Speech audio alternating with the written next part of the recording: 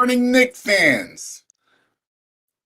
It's yeah, boy. And you are now tuned into another episode of OU and Knicks podcast. Yes, it is great to be here. It is a good morning. So, how are you doing? I want to thank you first and foremost for joining me.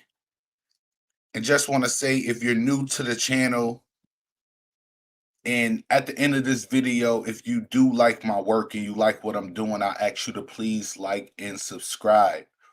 Stay in tune with me because I'm going to be dropping Knicks content for the time being, forever if I could. So I definitely want to thank you guys for joining me. In this episode, though, we're going to be talking about my man Mitchell Robertson.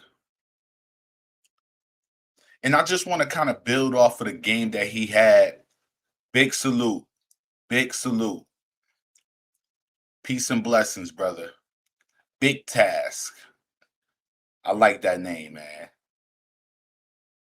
Because we always got a big task that we got to be doing, man. You get what I'm saying? If you ain't doing something special, man, then you're doing something wrong, man. You got to make something for yourself. That's why I always say in my videos, lead by example. Show others what you're doing. You get what I'm saying? But I'm not about to try to preach to you guys because we here to talk the Knicks. Yes, we are here to talk some Knicks.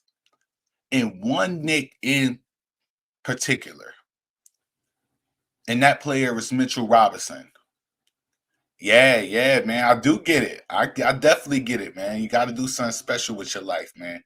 Do something great for yourself, man. And I'd like to thank you, bro, for joining me, man. And the others who are joining me. And the others who may look at this video after I've uploaded it. Because right now we're talking about something special. And that's Mitchell Robertson, yes. Last night, but before I start going in on how I feel about last night, I just want to give you guys the topic of today's live stream. And the question is, did the Knicks do the right thing by benching Mitchell Robertson?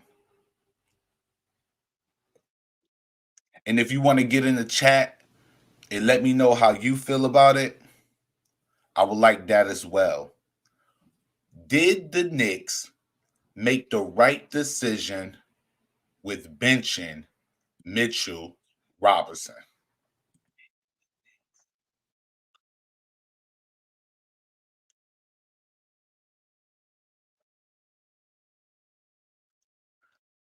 Now, my idea would be yes, they did the right decision. And mainly because of his health. You got to understand that we lost Mitchell Robinson last season before the playoffs even began. Not to mention, he was dealing with injuries that entire season. So, as much as we don't want to admit it, we have to make do with, and the players alluded to it earlier in the season, that having Mitchell Robinson in the starting lineup makes, that's like a new player being in the starting lineup because they were so used to having Nerlens Noel in the starting lineup. Was that the players asking for the coach staff to put Nerlens Noel in the starting lineup? It could have been. You get what I'm saying? But having Mitch in that starting lineup did not work for the New York Knicks. Yeah. And like Big Task just said, he does look more comfortable with the second unit.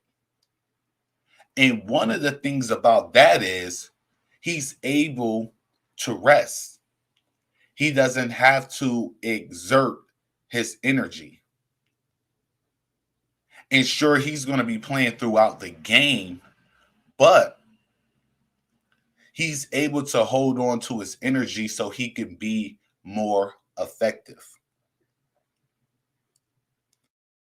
And although his IQ is not notch, it's not top notch at all.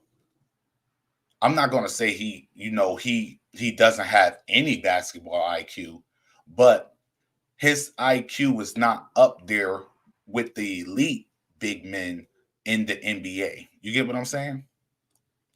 So even though that's maybe the case, his overall raw talent makes him great. His overall raw talent, his his frame, his body, his size, the things that he can do as far as blocking shots, contesting shots, making it difficult for smaller guards to beat him off the dribble because he's agile and he moves quickly on his feet.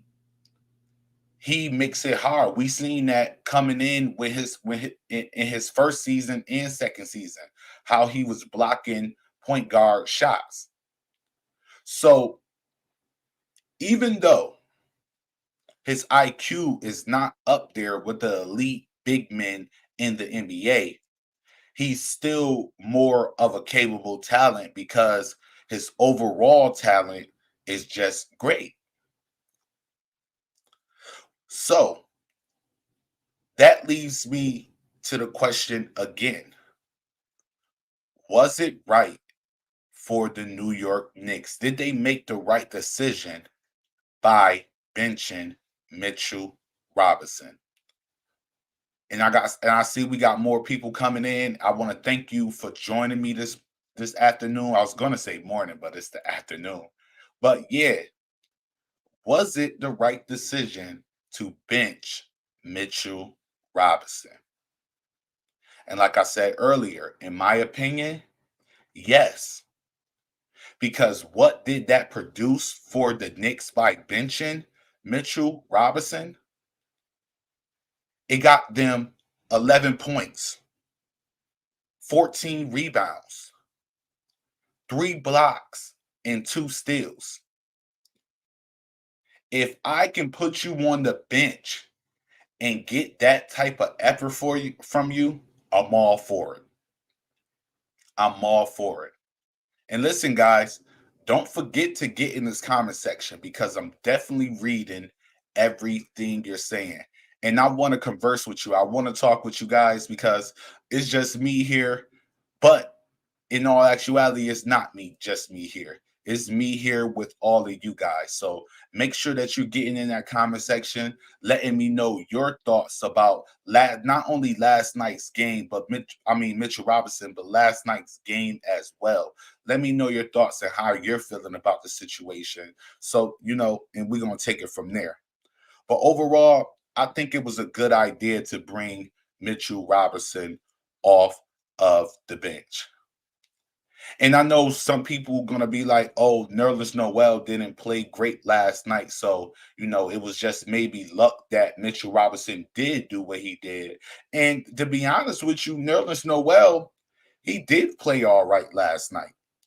What he played 26 minutes. I mean, he only had 2 points, but we know that we're not using Nerlens Noel in that capacity to where we want him to be scoring a lot of points. And not to mention his overall ability to catch the ball is not there. Nerlens Noel cannot catch that ball for nothing. Whether it's a bounce pass, whether it's he catch alley hoops, whether it's just a fast pass, whether it's just a regular pass, a regular dish to Nerlens Noel, and he is not going to catch that ball.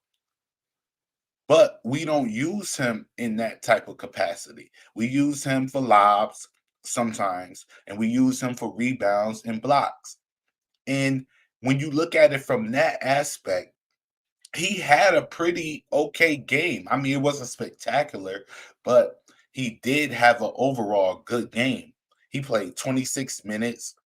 He finished with 2 points, 1 block, 3 assists, 9 rebounds, 5 of them offensive rebounds. And we're going to get more into that talking about Mitchell Robinson's offensive rebounding last night because, I mean, that was awesome. And then we're going to talk more about the things about his IQ and more validation of why bringing him off the bench is a better idea. You get what I'm saying? But Nerlens Noel, he had 5 offensive rebounds last night, 9 rebounds total. He got a block and he had 3 assists, which is good for a big man, especially when you're getting those offensive rebounds. If you're a big man and you're getting offensive rebounds and you're able to pass out to shooters and those shooters are able to hit those shots, that works well. All in total, the Knicks had 13 offensive rebounds between those two guys. Between our two bigs, we had 13 offensive rebounds. If that ain't good, I don't know. See, this is what gets me with the Knicks. It's like against some teams, we just play so well. It's like some nights we'll show you that we could be such a dominant team. And then next thing you know, we we all out of sorts. And that's not how it should be. We want this team to be a consistent team. That means every game you're putting forth the same effort that you put forth. Oh my God, I dropped my jump off. But anyways, like I was saying, we want you to give the same effort that you give every game, every single game. If you're not doing that, then something is wrong. Now, I don't expect for the Knicks to come in every game hitting the same shots and being able to get the same. Stephen Baldwin said, I like how my man Raw Hebrew calls a sec. I love Remnant. I love Raw Hebrew. That's my guy, man. I watch him all the time. He be Nick of Time show. He be with and he got his own channel. I'm subscribed to Raw Hebrew. That's my guy. That's my guy. I like how he break down games. I hope one day I'll be able to have him on the show. I want to bring Freezy on the show. I want to bring Hadouken on the show, and have them guys do shows. Cause if you guys don't know, I be on Blorence Tears sometimes too. Sometimes I go hop on Blorence Tears channel and kick it with those guys. But I'm definitely hoping that I could get those guys, over here on my channel. And not only that, I hope that I could get Raw Hebrew on my channel. But Stephen Baldwin said, I like how my man Raw Hebrew calls the second unit Mob Deep. And that's the best group for Mitchell Robinson to thrive. 14 rebounds, incredible. It was incredible, man. And the 8 rebounds is what made it really incredible. And the reason why Mitchell Robinson is why he's on this team and why I hope that like a lot of people hope that, I mean, I say it like this. If the right opportunity came where we got that bona fide superstar, but the other team was demanding Mitchell Robinson, I think I would give up Mitchell Robinson because, you know, you will be able to find another Mitchell Robinson. Maybe not exactly Mitchell Robinson, but you'll be able to find a person who will be able to fill the void of Mitchell Robinson. You get what I'm saying? So if there was a superstar that team and with who team wanted to trade him and they were demanding Mitchell Robinson, I have to admit that I probably would take that deal. Let me know what you guys think about that. If a team came up and they wanted Mitchell Robinson and they were willing to trade a superstar, would you take that deal? I want to know your thoughts about that. But yes, his 14 rebounds was incredible. Those eight offensive rebounds was incredible. And as long as he's able to be on the floor and have that same type of drive and give that same type of effort, let's be honest. Mitchell Robinson is one of those. Yeah. Oh yes. Oh yes. It definitely depends on who it is. That's why I was saying. I said if it's a superstar talent or somebody that's a superstar, let's say like a Damian Lillard or somebody of that stature, you get what I'm saying? I would have to make that deal. Otherwise, if it's just for like, I ain't gonna front. I was thinking about Miles Turner, but nah. I think I'd rather have Mitchell Robinson because at the end of the day, you never know what Mitchell Robinson is going to grow to be in the NBA. That brings me back to what I was saying about his raw talent.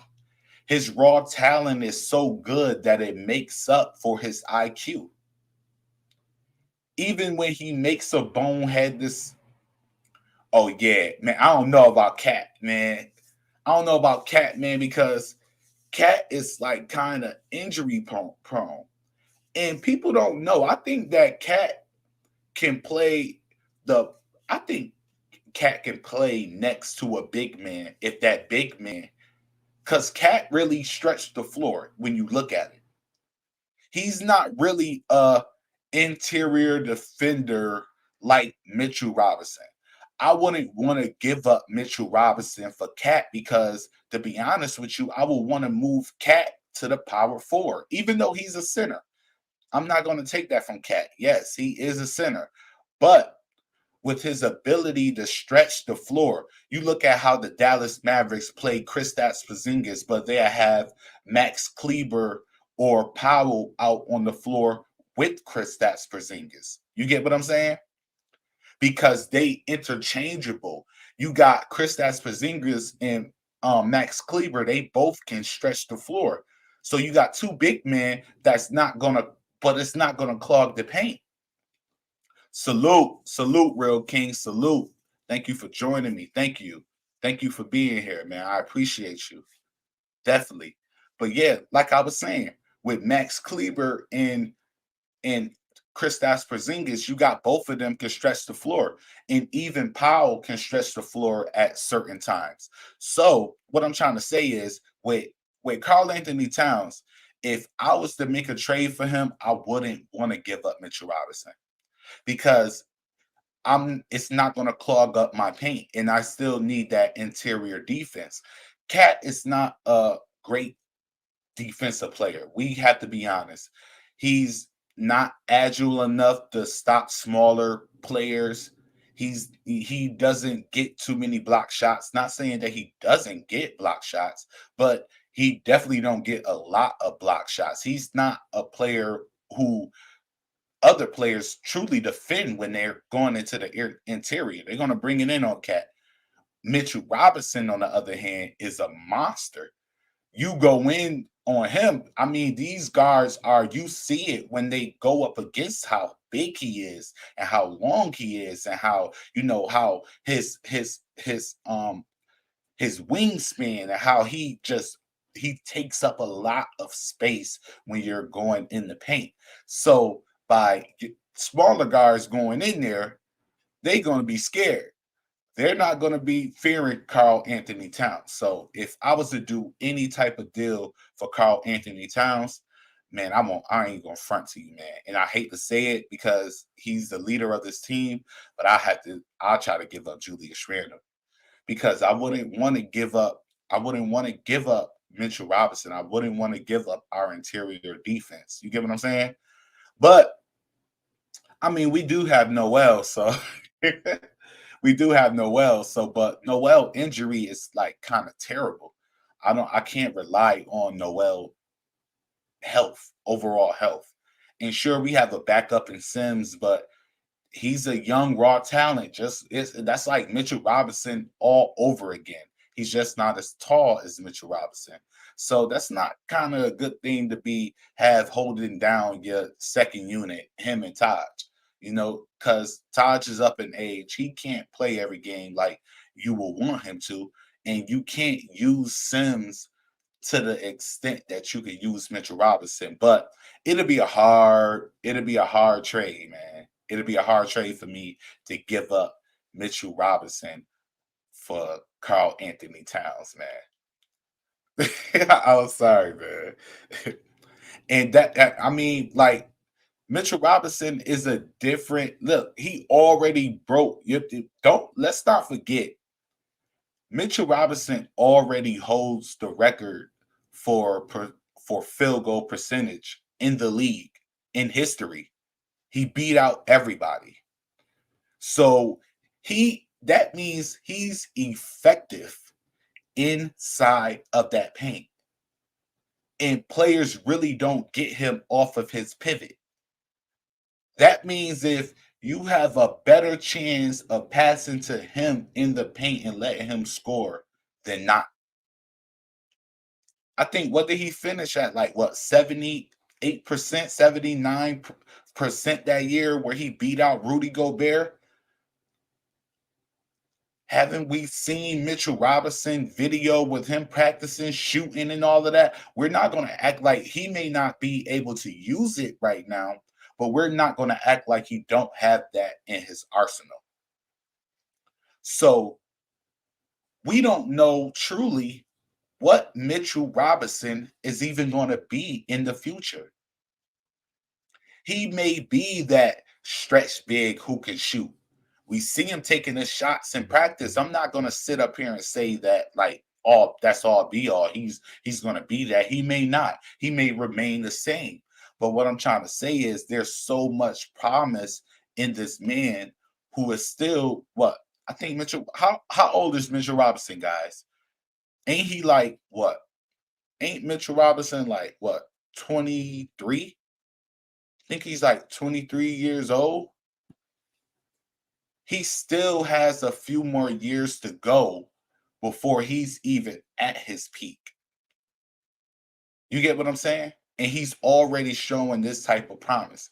He hasn't even gained the adequate IQ, basketball IQ yet to even have anything, for us to really say that he is going to be this or he's going to be that. You get what I'm saying? So, yes, it was a good idea for the New York Knicks to put Mitchell Robinson on the bench. He's able to run more. You got to think about it. Our starting unit is not a fast unit. He's lolling on the court.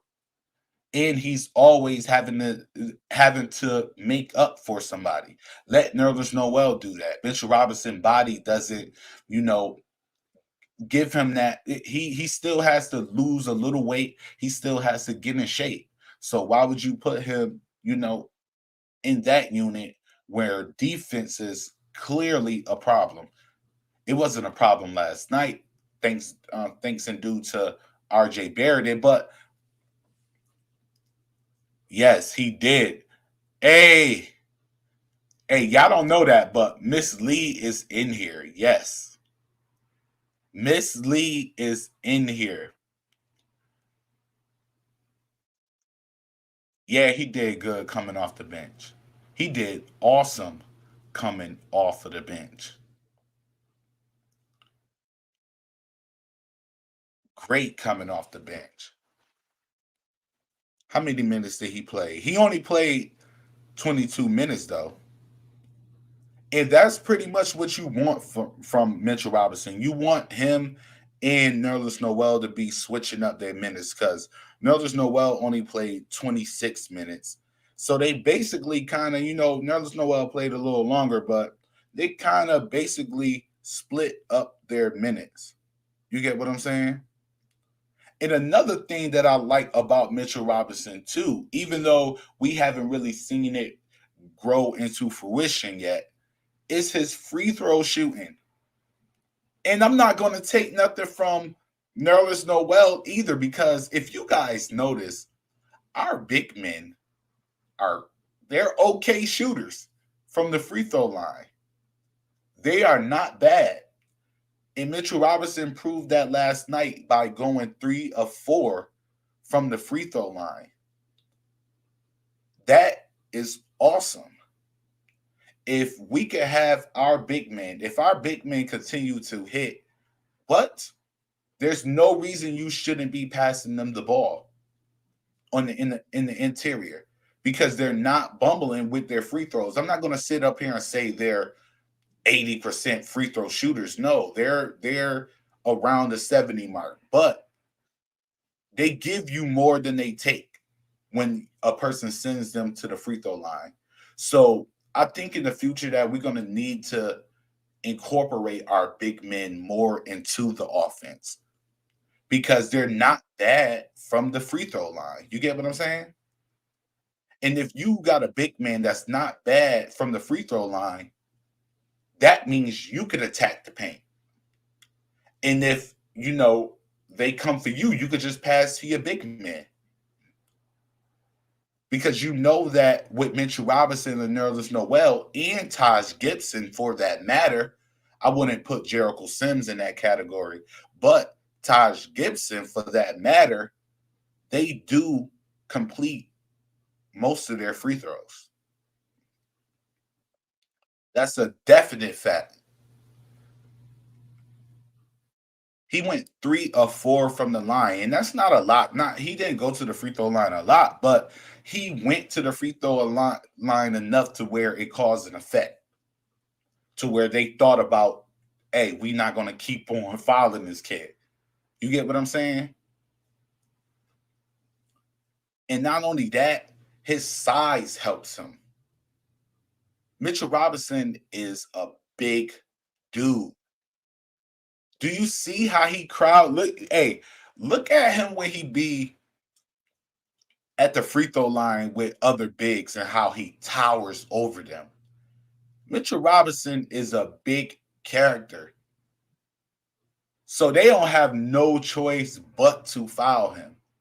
And if he continues to hit the way he's been hitting from the free throw line, you got to keep feeding Mitchell Robinson the ball or the lob. And who is the player that does that the most? RJ Barrett. Tell me if I'm lying. Tell me if I'm lying, chat.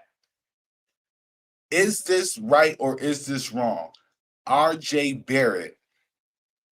RJ Barrett is the main person on our team that feeds Mitchell Robinson. He's feeding them with the lob. He's feeding them with the quick pass when he drives to the interior. Their connection is like marvelous.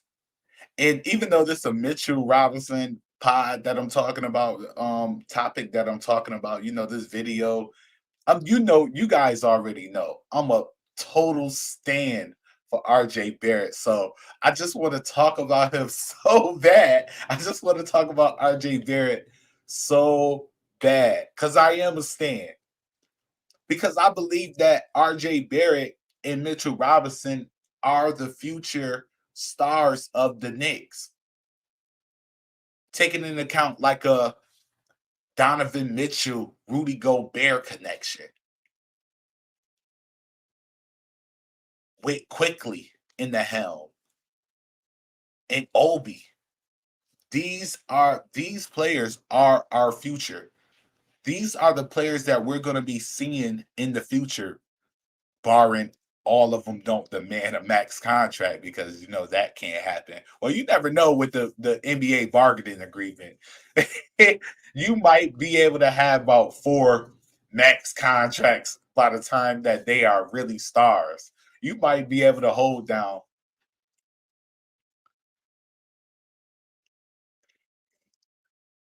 Yeah, he is. Yes.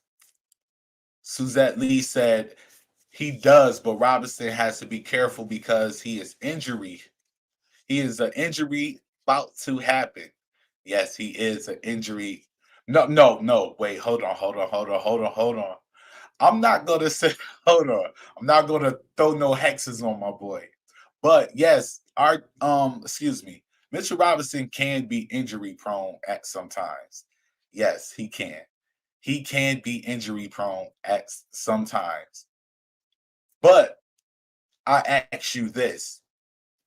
Do you think Mitchell Robinson's you how you have some players take for instance Paul George. Paul George dealt with a lot of injuries in the beginning of his career. But now when we look at Paul George, we see that he's relatively healthy.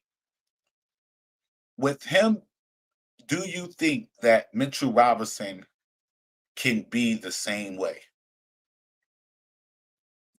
Do you think later on in Mitchell Robinson's career, he will get out of that continuously injured state?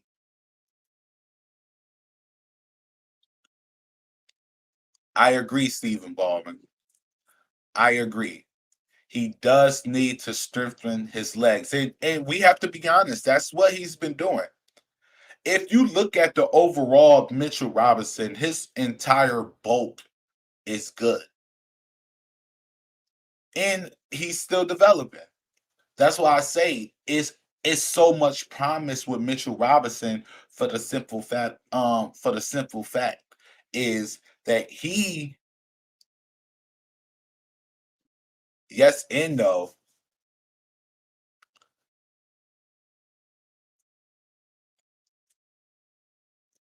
Hold on. I gotta talk to my co-host. You guys don't know. Suzette Lee is the one that be on my live streams with me, guys. So, and I wish she could have been here, but she got her things that she needed to do. I wish she could have been here because me and her would have been having this conversation with you guys. You get what I'm saying? But I mean, not all big men get injured like that. If you look at Rudy Gobert, he's not very much injury prone, and he's the same size as Mitchell Robinson. So he's not, and yeah, I agree with you, Big Task. Once he gets used to playing with his weight, he will be dominant. Because right now, if you look at Mitchell Robinson, they can't move him. When Mitchell Robinson is in the paint, he crowds the paint himself. By himself, Mitchell Robinson crowds the paint. And you can even see the reaction of big men around him. That's why I wish that Mitchell Robinson would have dominated Jokic, even though Jokic, he's a transcendent talent. But I just was hoping that that game he was to be up right. Oh my God. 18 points a game. I hope it's coming. Because if he averaging 18 points a game, I'm wondering what RJ Barrett is averaging. But I would definitely love to see that from Mitchell Robinson. But I mean, I'll be honest with you, Stephen Baldwin. I don't know too much about him being a high scorer. I see him as more of that Rudy Gobert range where he could probably average maybe 14 points a game, 14 rebounds, maybe like 3 blocks. If I feel that if we could get that from Mitchell Robinson on a consistent basis, I believe that in all the pieces that's around him, the team in general is a good team. I believe that the Knicks could win a championship with him being the way if everything pans out, right? And Mitchell Robinson is capable. I'm talking about in the future years, guys. I'm not talking about right now. I'm talking about in future tense.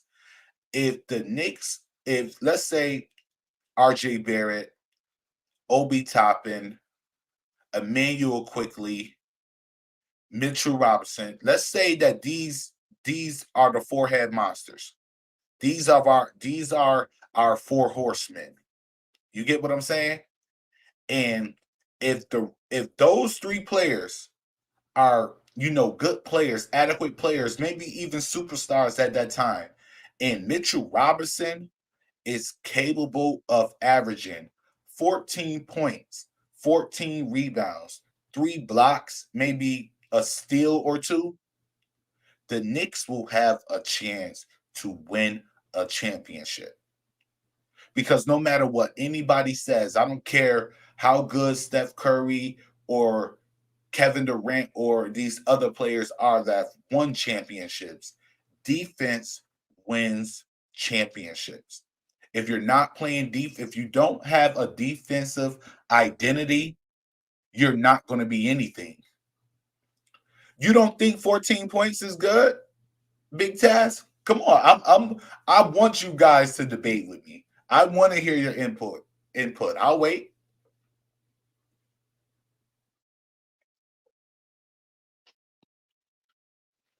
You don't think 14 points will be good for Mitchell Robinson? I do.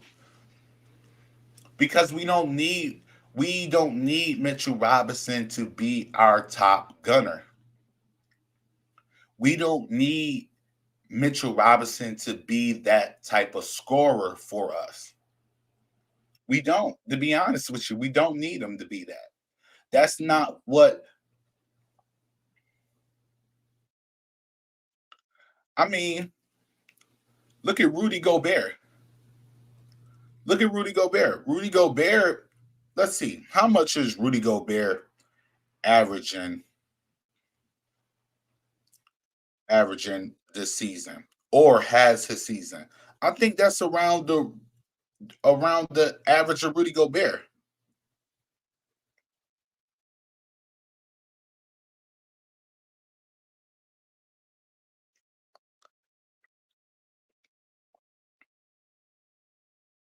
Let's see. And how he would average that would be from lobs, dishes in the paint. Right. Rudy Gobert is averaging 14 points. On his career, he's averaging 12 points. But right now, he's averaging 14 points per game, 14 rebounds per game, 1 assist. I think that's well enough for Mitchell Robinson to do. If Mitchell Robinson can give the Knicks 14 points, 14 rebounds, 1 assist, or in a few blocks, I think that the Knicks, with their surrounded players, we're going to be a top seed.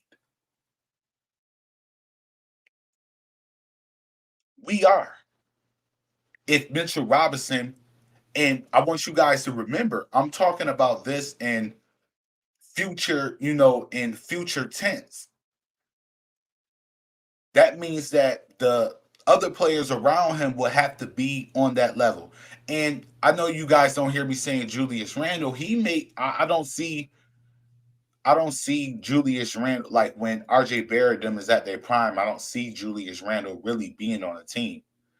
I hate to say it. I understand that we got some people out here that truly love Julius Randle. That he is you know you know he is they end all be all. But I don't see when RJ Barrett is 26, Julius Randle being on the team. I see Mitchell Robinson being on the team. I see Obi Toppin being on the team. I see Emmanuel Quickly being on the team. I could even see Grimes and McBride being on the team. Jericho Sims being on the team. I could see these guys being on the teams, but the team currently constructed right now with our older players, I don't see any of them being on the roster. I expect for them to be either retired or on another team about to retire if they're younger, if they're like Julius Randle. I don't see them because I have the aspiration and hope to know that and want that RJ Barrett to be the man on this team. I believe that this is how I believe. And I know y'all about to kill me for this. I truly believe If Julius Randle was not on this team right now, and we had all the pieces that we have right now on the team, I believe that RJ Barrett will be averaging 20 something points per night. I believe that Kemba Walker would be on the starting lineup still. I believe Evan Fournier will have good games. Why? Because the ball does not stick with them. If you look on our team, it's two players who the ball stick with on our team. That's Julius Randle and Alex Burks. Both of them are ball stoppers. They have to set it up. When they're coming on offense, they have to set up their offense. Julius Randle, mind you, I just said two names: Julius Randle and Alex Burks. Both of them are our ball stoppers. What I seen last night from them guys was awesome. I believe that's the like how we played last night is the way we should have been playing this entire season.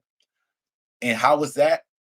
Without ISO. And I mean, we saw a couple of ISO plays that involved Julius Randle, but it wasn't detrimenting to the team.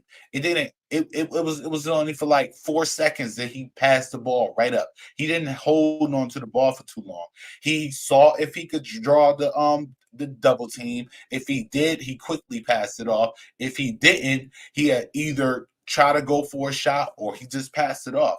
That's the way Julius Randle is supposed to play. That is the way he's supposed to play. And if he continues to play that way, we will win the majority of our games. If Julius Randle plays the way that he's supposed to play, like he played last night, the New York Knicks will win the majority of our games. It's a guaranteed fact, fellas and ladies. If you look at how we moved the ball last night, how the ball was 3 seconds in your hand and then they was dishing it off. You seen us take more open. Look how quiet. Oh, yes, yes, Hinker. I promise you. Did you see that? Oh my God. If Julius Randle passes like he did last night, I think Julius Randle can average a triple double. He was passing that ball last night. He did not let the ball stick with him. Trust and believe when I tell you. If Julius Randle, I know he only finished with 15 points, but when you got a nucleus that's an offensive firepower like our nucleus, let's be honest, Fournier can score. Barrett can score. Randall can score. Burks can score. Quickly can score. Rose can score. Obi can score. You get what I'm saying? When you have a nucleus like that who are scorers, there's so much you could do. And if Julius Randle continues to play to where he's not ISOing the ball and he's dishing it off to his fellow center parts on the team, his fellow players on the team, the New York Knicks will. There ain't no telling where our season will be at right now if he did those. I said this yesterday on the pod. What did I say? I say, do you guys notice that when Julius Randle scores over 20 something points to the 30 mark, we are usually lose those games. We don't lose them all, but we lose a lot of them. But when Julius Randle is only scoring like 15 points, but he got 8 assists, 14 rebounds. We winning those games. Do you agree? I know some of you might, I know some of you might not. And your opinion matters to me. And let me say this again. If you're new here and you're returning or you're Hinkerheim said, I hope I'm not butchering your name. If I'm butchering your name, I completely apologize. But Hinker said, we saw that Randall has the hands to make the death pass. Good vision as well, but I think the coach wants him to be aggressive all the time. And I don't mind Julius Randle being aggressive. I think he succeeds more when he is aggressive, attacking the rim. When Julius Randle attacks the rim, he is awesome because he's attacking the rim and he's more likely to get fouled because he does get fouled. I would never take that from the entire Knicks team. In my opinion, we get fouled a lot. If you guys, yes, he does need to know how effective he is in the game. He needs to understand that. And I hope that if he looked back on that Spurs game, he saw how effective he is. But let's be honest though, Big Task, we know that he knows that he's effective doing that because he's done it more than once. If you know how to play that way and you have played that way and you played it more than once and consistently with it, you know what you're doing. But you choose to not do that because he wants to be the man of the team. The same thing I said on the pod last night. He anointed himself the leader of the New York Knicks. Did he not? He did. And I don't want to turn this, into a bash Randall, right? Because he's not the savior. I totally agree with you, Miss Lee. I totally agree with you. Suzette Lee said, I like when the ball is not in Randall's hand and the team played better for it. Yes, they do. She also said Randall has to understand that it's not all about him and really learn how to play as a team and do what it takes for the team to win. You hit it right there on the nub. Do what it takes for the team. Because at the end of the day, what is it? It's a team sport. And you've seen that when your team excels, you excels because the defense stopped focusing on Julius Randle last night. They like, what man? Greg Popovich, you see? Oh God. Did you see when he was talking to his players about RJ Barrett? Did you guys not see they started triangle offensive RJ Barrett by the time they started half court trapping RJ Barrett to get the ball out of his hands? Why? Because Tibbs can't, and I believe that Tibbs set that up for a reason. Do you agree? I believe that Tom Thibodeau set it up for a reason that he came into the game with the aspirations of letting RJ Barrett cook. And you guys remember I said this last night on my post game. I was saying that the reason why he did that is because RJ Barrett is a younger player, and he's going to be able to recover faster than our older players. That's why you didn't see Rose go off too much. That's why you didn't see Randall go off too much, or Evan Fournier and Alex Burke had a quiet 18. Alex Burks really did. He had a quiet 18 last night. I didn't even know he had 18 points until I looked at the stat sheet. I was like, what? Alex Burks had 18 points? I knew Julius Randle had 15 points because I'm watching his play. But Alex Burks, he totally slipped by me. I didn't even know it was times in the game where I forgot that Alex Burks was even on the court, to be honest with you. But I like that he did drop 18 last night. He had a quiet 18 though, to be totally honest with you guys. He had a real quiet 18. But yes, he has to understand that by him playing the way that he played last night is going to benefit the team. And I love that about Julius Randle. If he could continue to play like this, I will forever root for Julius Randle. And I'm not gonna, keep you. I see that I've been live. Hinker says, I hope Randall realizes this before the playoffs. Oh, you and me both, brother. Oh God. Please. Please. I'm begging you. Remember what Hinker just said. Remember this, bro. Remember this. Because, oh man, sad. Sad. But Hinker said, I hope Randall realizes this before the playoffs. Our coach is really good, and I have faith that Tibbs will do us right come playoff times. I I agree. I agree. I do believe. Oh, well, I definitely agree. I believe that Tibbs is a great coach. Big Taz said, "I hate when Randall thinks he's not." And yo, I'm telling you, man, it's because of those videos, man. You guys seen the videos with him and Carmelo Anthony practicing. Carmelo Anthony's like, "You gotta do this when you go to the Knicks. Gotta do this when you go to the Knicks. Gotta do this." He's like, "I'm gonna do this when you go to." Oh my God, this kid thinks that he's yo, especially with the with the back to the basket play, bro. He tried to incorporate the pass into it, but nah, bro. I already can see that's all Carmelo Anthony, bro. Well, we seen video of these guys playing in the practicing with each other in the gym, and Carmelo Anthony was schooling him on those moves.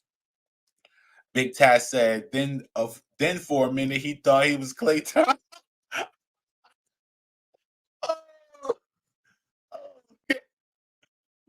I don't think he thought he was Clay Thompson, man. This is not a. I don't think a person in the league besides maybe Clay Thompson think they Clay Thompson. Clay Thompson is awesome, man. I can't wait to see Clay Thompson come back.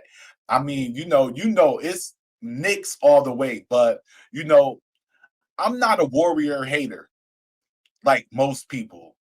I'm not a Warrior. I ain't like the Warriors when Kevin Durant went there. That was garbage. But when with Steph and Clay in their original nucleus, man, I think the Warriors are an awesome team. If it came between them and the Knicks, though, I want the Knicks to beat them every time. You get what I'm saying? But overall, I do like the Warriors. Man, D Monk, you so right, bro. He said, watch Randall's body language. Says a lot. Yes, he does. When he's not the man, when he's not the focus of the offense, Julius Randle pouts. He's quiet. He has the stone face, but you're playing well. The team benefits off of you playing like that. Julius Randle really wants to be that guy. He wants to get the recognition. He's a recognition seeker. Just think about it. When he got those MVP chants, that boy was on top of the world. He ain't been getting those chants like he used to. Yes, Suzette Lee said, I agree too, but Randall will be Randall and go to his old ways and make it about him. We worrying about stats. He mad. Yes, he is. Yes, he is. He do be big mad. He do be big mad. But I hope that he doesn't go to his old ways. I pray that he don't go to his old ways because the way that he played yesterday was just awesome. It benefited the team so much. It really did. It benefited us. Everybody got to eat. Everybody got to touch the ball. Everybody, you seen the benefit that it had on RJ Barrett. If the Knicks come in tonight and play, oh yeah, oh man, I forgot about that. I gotta ask you guys. But I'm so focused on leaving, not trying to make the stream too long. I don't like to draw out my streams. I don't like to try to hold you guys for 50 years in 2 days. You get what I'm saying? But I do have that topic to ask you guys because I want to know your prediction for tonight's game against the Pacers. What do you think we're going to do? Do you think we're going to win this game? Do you think we're going to lose this game? Do you think it's going to be a hard fought game and you don't know? Do you think you're going to be at the game? What do you think? Let me know. You get what I'm saying? But Stephen Baldwin said before Tibbs came on the scene, he was calling Julius train with no breaks. He's definitely involved. Yeah. You said before Tibbs came on the scene, I was calling Julius train with no breaks. He's definitely evolved. Yeah. Man. You want to know what my biggest problem was with Julius Randle, and still is my biggest problem with Julius Randle, and it showed last night that when he doesn't do it, we excel. I just didn't. I hate it. And if you guys been following me for a minute and you was watching my live streams, I mean, well, not my live streams, but you was watching my videos last season, you would know that I had a big problem with Julius Randle passing the ball to RJ Barrett. I felt like him, Peyton, and Bullock faded RJ Barrett out too much of the offense. I felt like it came a time where I seen RJ Barrett on the corner three or ahead of them in the fast break, and he's calling for the ball, and they're just overlooking him. I felt like they was really trying to fade RJ Barrett off of this team. I don't know whether it was the Kentucky thing or something like that, because the majority of the players on our team are from Kentucky. They play for Coach Cal.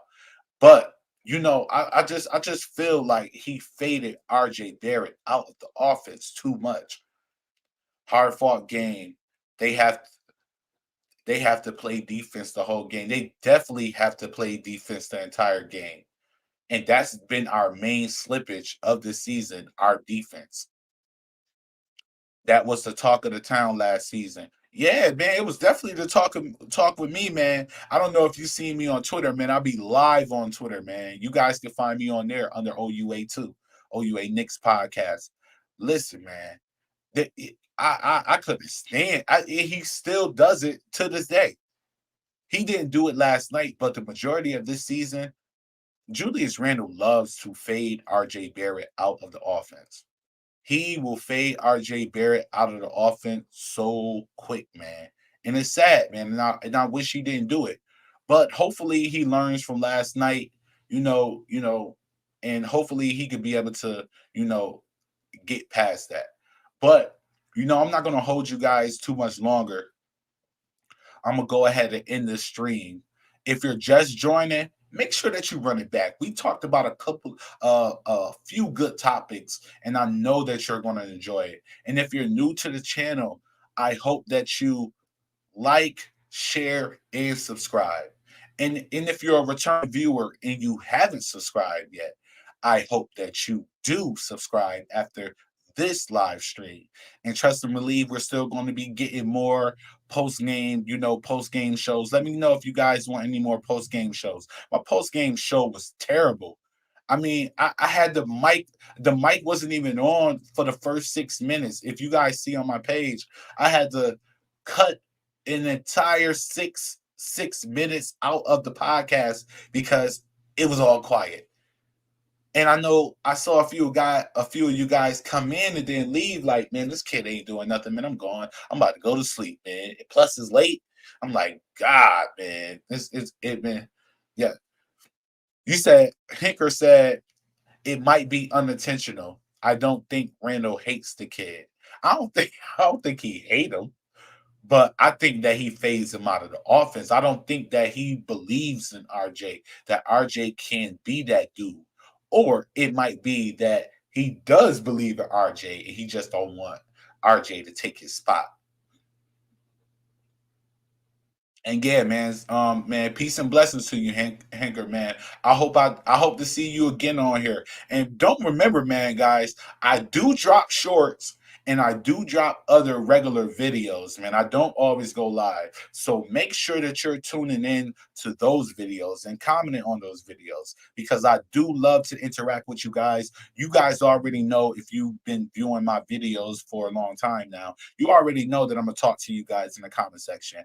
I don't care how big I ever get. I'm still going to talk to you guys because your opinion matters to me. So always remember that. Always remember to get into that comment section and let me know know your thoughts and your opinions and how you feel about the Knicks because I can't always be right. And I agree with some of the things that you guys say. You already see that. So I'm very interested in your opinion of what the Knicks can do to make themselves a better team. Stephen Baldwin said, if we play like we did last night, we can win. That Mob Deep unit with Mitch, Rob, whoo, I promise you, man, it was awesome. If and you and like we was talking about earlier, if they do, if they continue to play the way that they played against the Spurs last night, I'm telling you, the Knicks are going to keep the Knicks are going to win. Big Taz said, "Keep the lives coming when you can." I'm here. I'm glad you're here, man. And I promise you, man, I appreciate you guys for even joining me. I appreciate you guys because I know that I'm new to this and I'm gonna keep on trying to, make things better. I know I don't put my picture up because I feel like my picture really don't matter. We're talking about the Knicks. And trust and believe the future ones, we're gonna be putting up lives on the video so we could be able to go over the game and look at some of the plays and stuff that went on and give our honest opinion because like I said before, you guys, your opinion matters. And hopefully I'll be able to get like Lawrence Tears up on here, maybe get Hadouken, and I definitely want to get Raw Hebrew up on here because Raw Hebrew, that's my guy. I listen to a lot of Raw Hebrew. I like Nick of Time. You get what I'm saying? I like sports vibes with Keith. Keith is a good dude. Him and Stephen Fox, them guys. Don't think that I just be up here shading all of the other YouTubers that do Knicks. I really don't listen to Knicks fan TV. I had a problem with them guys back in the days, man. I felt like they was too much on the Fade for K and Tankathon. I hated the idea of the Knicks tanking. So all the people who used to be like, "Oh, the Knicks should tank," I used to be bombing on them all the time. I'm like, you guys are stupid, man. You should want your players to give it their all on the court and go for broke because whether they win or lose, the effort is what matters. And if you continuously put in effort on the basketball court, there is no place to go but up.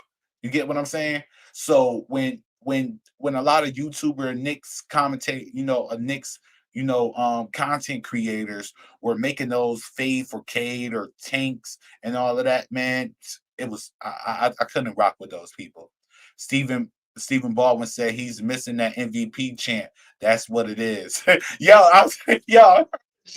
I promise you, he's not getting them no more because we know, like he knows that he's not playing like a MVP. A MVP don't just play for points. A MVP plays for their team. They are searching for a championship. If you don't come in and play with a championship mentality that you feel that you can lead your team not only to a championship, but that your team is capable of helping you get there, there is a problem. And that was what Julius Randle that's what he really needs to work on. He needs to understand that you can't always be that dude. You can't always take us there. You have capable help. Because be honest with you, I understand how people feel about Kemba Walker's defense. I'm not going to deny that. I'm not going to deny it. I totally understand why people feel the way that they feel about his defense. But I feel that the main problem that we were facing was Julius Randle isolating the ball. Because what did we see? We saw Evan Fournier and Kemba Walker playing out of a role that they didn't understand, that they never played. You got to understand, these guys were ball handlers, passers, scorers. You get what I'm saying? They was able to score on all three levels. You get what I'm saying? Yeah, and I hope that my content is good enough for you guys, man, Stephen Baldwin. And if you know what? I'm gonna hit Raw Hebrew up, man, because I would definitely. I know Raw Hebrew don't know about me, but I know about Raw Hebrew, and I definitely want to get his man because he's a very knowledgeable cat, man. And I don't watch a few of his videos, man, and and you want to know what I like about Raw Hebrew? I like that he like to start his videos off with giving out blessings because that's what I believe. I believe everyone should be blessed, and I believe everyone should lead by example, which will and effectively end this vlog right now. Peace out to YouTube, bro. Peace and be blessed, man. Off the top media say you're right on Kimba, man. It's a shame, but I would like to see Kimba back with Randall continuing to play the way he did yesterday. If he played the way that he did, yes, think about it, guys. You remember he was playing this way in the beginning when we went 5-1. Remember, Randall wasn't scoring like that. It was RJ Barrett, Kimba Walker, and RJ Barrett who had started going off. Randall was only averaging around that 15 points per game, guys. So when he bully balls and ISO plays, he takes away from the team. And that's like what I was about to say. Kimba Walker and Evan Fournier are ball handlers, scorers, and passers. They cannot live in an offense where they're continuously sitting on the 3-point line waiting to see which of them you're going to pass to. It doesn't work like that. You get what I'm saying? So by Julius Randle bullying the ball and having all these guys standing, and it just made the offense really predictable. Our offense became so predictable that other teams already knew what we were going to do. They already knew, oh, he's gonna do he's gonna ISO and wait for the double team to come, then he's gonna pass off to his players. That is like preschool offense. No, move the ball, move your feet, run space the court, hit each side. I want continuous screens. This is what helps the New York Knicks out. You get what I'm saying to you guys? Hey, she's back. I'm about to end the live stream anyway, so like you kind of late. No, because I had something I wanted to say. No.